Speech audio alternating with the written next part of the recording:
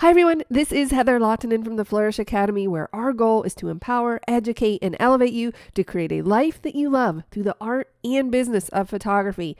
In this video, we are going to experiment with the new sky replacement tool inside of Photoshop. But first, please check out our sponsor, ymcamera.com, for all of your photography needs. And if you're enjoying these videos, please subscribe, leave a comment, and share with your photographer friends. It helps us to produce more videos. The latest update for Adobe Photoshop is the 22.0.0 release, and a much anticipated feature was the sky replacement tool. So we are going to experiment with several different types of photos, different lighting conditions, to see how well this tool works. So I'm simply going to go to the edit menu and choose sky replacement. And the first thing that Photoshop does is it attempts to select the sky, and then it will replace it with any of these skies that you choose. So we have blue skies, spectacular skies. For some reason that makes me chuckle. Okay, Adobe, what are spectacular skies? Okay, they're very dramatic. Okay, got it. And then we have sunsets. So in this particular situation, I'm photographing a wedding. I was there. It was a pretty dreary day at this point. The guests, you can see, are bundled up. It was a little bit chilly.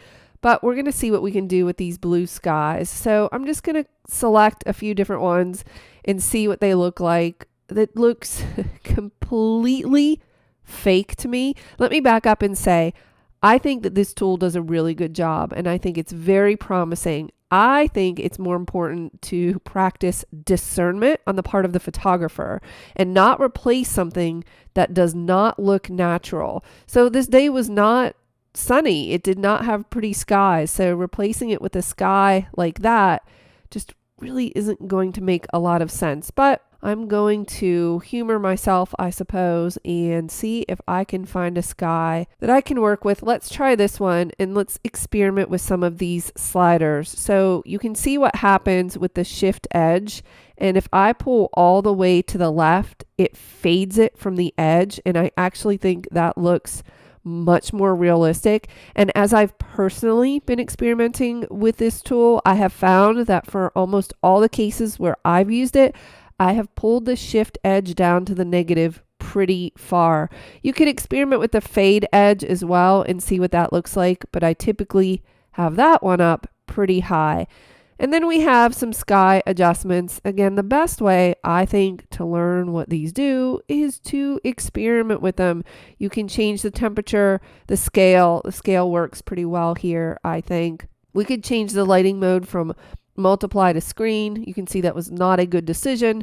So let's put that back on multiply. And if we pull down on this lighting adjustment, that's interesting. You start to see a lot of banding in the sky, which should not be surprising. So I think for the most part, that lighting adjustment is going to stay up a little bit higher. And then you have the color adjustment, which shifts the color a little bit differently than the temperature. Okay, but let's say okay to this and see what Photoshop gives us. This is fantastic because it gave us a ton of options. We have a curves layer, we have a foreground, and let's turn that one on and off. Okay, so that fades the banding quite a bit. We have another curves layer. That one didn't do much. We have the actual sky layer. But what I'm going to do is choose this entire group and then pull down on the opacity to maybe look like possibly that could have been the sky. And you know what? I don't hate that, but you have to ask yourself how many photos you took of the ceremony, and are you willing to do that for every single photo? Is the photo worth it? I suppose if it's one photo, it would be.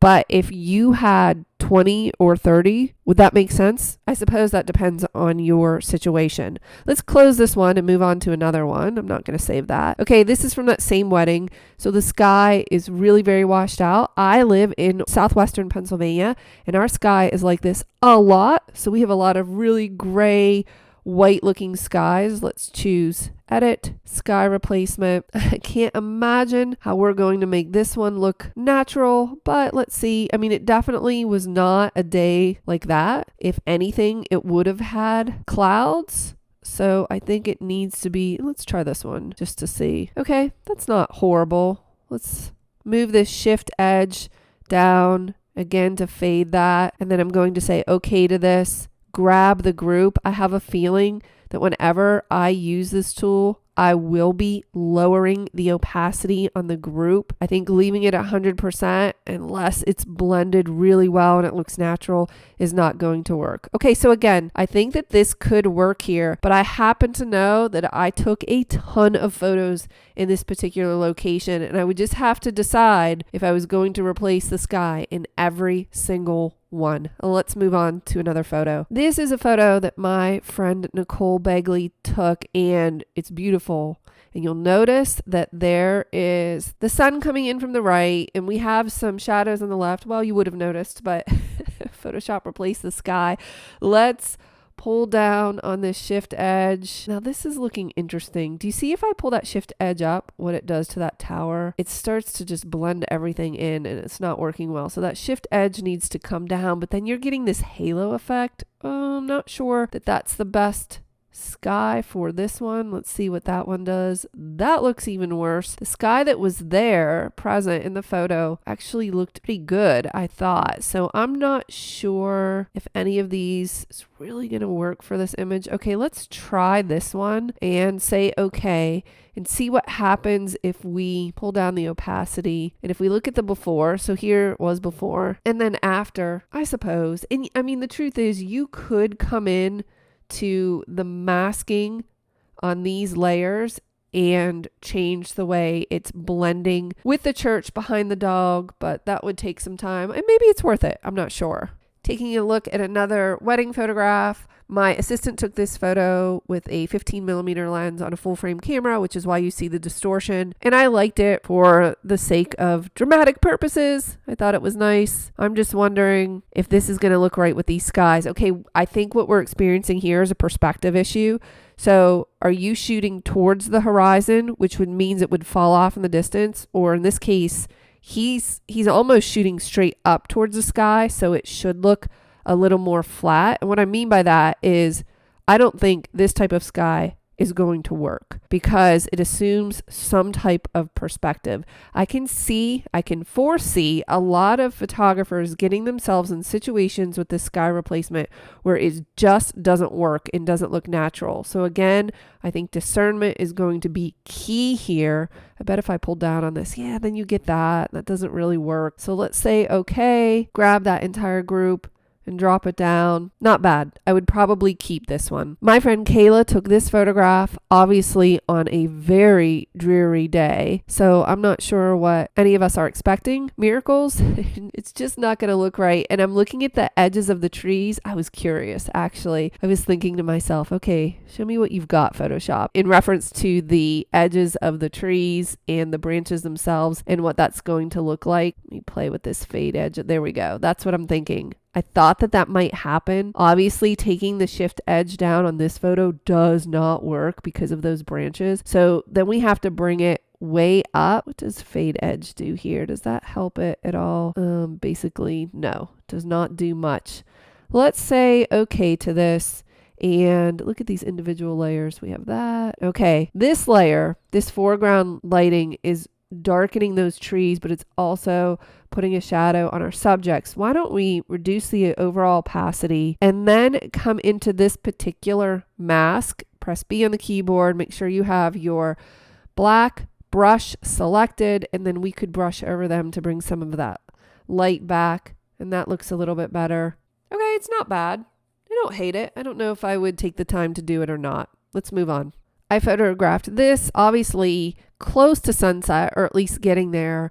And when you have sunset, you're going to have highlights on one side that are then going to fade. So putting a flat sky is just never going to work. Well, why don't we experiment and see if we can grab a sunset photo? I am sure that as we speak, there are many people producing and selling sky overlays that are probably pretty nice, probably better than the ones Adobe even includes, but none of these are working, nor are they accurate. And yes, we could use masking on one of the layers to fade this in more appropriately. But this particular photo, this is going to be a hard pass for me. I would not replace the sky. I should add, all of these photos, most of them have not been edited, so they are straight out of the camera. And in this case, we would need to add some light and some contrast on the bridal party. But again, we have the sun on the left, so we have a little bit of blue on the right. Adding a flat sky in a one-dimensional fashion is not going to look natural. Of course, that does not work because it was nowhere near sunset. Oh, was it spectacular? I don't know. Let's see.